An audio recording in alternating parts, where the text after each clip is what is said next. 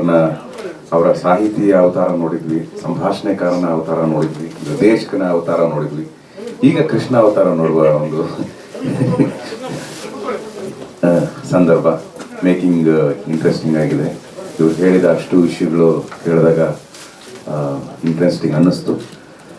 Cinema ಕೂಡ ಅಷ್ಟೇ interesting ಆಗಿ ಬರಲಿ, ಅದೆಲ್ಲರಿಗೂ ಇಷ್ಟ ಆಗಲಿ. ಎಲ್ಲರೂ ಇಷ್ಟಪಟ್ಟು ಈ ಸಿನಿಮಾನ ನೋಡಿ ಇವರುಗಳ ಏನು ಅನ್ಕೊಂಡು ಮಾಡಿದ್ದಾರೆ, ಅವ್ರ ಕನಸು ಏನಿದೆ ಅದೆಲ್ಲವೂ ನನಸಾಗಲಿ ಅಂತ ಒಂದ್ಸಾರಿ ಹಾರೈಸ್ತೀನಿ. ಎಲ್ರಿಗೂ ಒಳ್ಳೆಯದು. ನಮಸ್ಕಾರ. Thank you.